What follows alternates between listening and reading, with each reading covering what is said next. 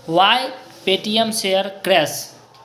Paytm का जो share है वो क्यों क्रैश कर रहा है, चलिए आज उस पर विशेष चर्चा करते हैं आपके साथ। तो हम कंपनी के वेबसाइट पे आ गए हैं, जिसका जो लिस्टेड है 197 कम्युनिकेशन लिमिटेड के नाम से कंपनी शेयर लिस्टेड है आपका शेयर बाज़ार में। अभी 1 फरवरी में इसका रेट है 609 रुपया। इसके बारे में आप जानिए। 2000 में निर्मित 197 लिमिटेड उपभोक्ता के साथ व्यापारियों के लिए भारत का अग्रणी डिजिटल पारिस्थितिकी तंत्र है।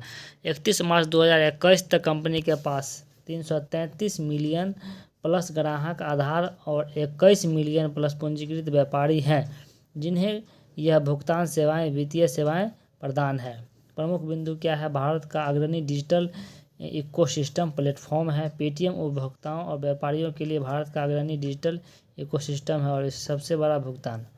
चलिए इसके बारे में और डिटेल्स जानते हैं। क्या सा मुख्य बिंदु नीचे आप देख सकते हैं। नेटवर्क प्रभाव क्या है इसका? तो दो तरफा उपभोक्ता व्यापारी पारिस्थितिकी तंत्र वाणिज्य में सक्षम बनाता है। अपने वित्तीय संसाधन उपभोक्ताओं के माध्यम से वित्तीय सेवाओं तक पहुंच प्रदान करता है। यह ग्राहकों को टिकट बेचने की क्षमता, विज्ञापन और सौदे और उपहार, वाउचर जैसे वफादारी समाधान जैसे व्यापारिक सेवाएं प्रदान करती है। उपभोक्ता की यात्रा, मनोरंजन, टिकट, गेमिंग, बहुत कुछ ऐसी सेवाएं जो का लाभ देती है। भुगतान एवं वित्तीय सेवाएं 80%, ठीक है। वाणिज्य और क्लाउड सेवा 20%। व्यावसायिक खंड क्या क्या है इनका? भुगतान सेवा, इस खंड के तहत किसी कंपनी ग्राहक को वॉलेट, पेटीएम पोस्ट पेड और क्यूआर कोड जैसे पेटीएम भुगतान उपकरण प्रदान करती है। देख सकते हैं कितना ज़्यादा बहुत बड़ा सिस्टम, इकोसिस्टम इसका बना हुआ था, लेकिन फाइनली इसका शेयर माइनस में जा रहा है, तो बहुत दुख की बात है। और पेटीएम का शेयर इसीलिए माइनस में, पता नहीं क्यों। इस तरह से आप देख सकते हैं इसका कितना डिटेल्स में दिया गया है, जानकारी दिया गया है। इसको आप बहुत बारीकी से पढ़ सकते हैं। पेटीएम क्यों फेमस हुआ? जब लॉकडाउन लगा 2019-20 की बात है, तो उस समय लोग कैश के लिए तरस रहे थे। उसी समय पेटीएम का है सो बहुत बड़ा मार्केट कैप हुआ। लोग जाने, लोग कहने लगे, लोग कहते थे एटीएम नहीं पेटीएम करो। सोच सकते हैं, एटीएम नहीं पेटीएम करो, ये फेमस हो गया था। और यही है सो पेटीएम को डिजिटली रूप से आगे बढ़ाया। जब लॉकडाउन ख़त्म हुआ तो इन्होंने अपना आईपीओ लॉन्च किया। और आईपीओ लॉन्च किया तो सबसे हाई रेट में इसका रेट था, लगभग 2100 के आसपास इसका शेयर का प्राइस था। और बहुत दुख की बात है कि जो भी इन्वेस्टर्स इसमें पैसा लगाए होंगे उनका पैसा दिन पर दिन घटते ही चला गया। कभी भी 2100 से ऊपर तक नहीं गया। बहुत समय तक इनका पैसा 1500-1600 के आसपास था। एक ही बार फिर धीरे धीरे गिरते गिरते आपका 800 पर गया। और जब ये आरबीआई के द्वारा जब बैन किया गया पेटीएम को, तो एक ही बार लोअर सर्किट लगा 600 के आसपास। और फिर आपका नेक्स्ट दिन फिर 20% का गिरावट हुआ, लोअर सर्किट लगा। तो सोच सकते हैं कि कितना बड़ा अंतर हो रहा है, क्योंकि बैन होने के कारण इनका शेयर बहुत ही नीचे गया और सारा इन्वेस्टर्स का पैसा डूबा। तो देख सकते हैं कंपनी का क्या क्या खासियत है। वित्तीय वर्ष 2021-22 के दौरान आरंभिक सार्वजनिक पेशकश में कंपनी 2150 प्रति इक्विटी शेयर की कीमत पर आईपीओ बनाया, जो कुल मिलाकर 1,83,000 मिलियन था, जिसमें से 83,000 मिलियन का ताज़ा इश्यू और 10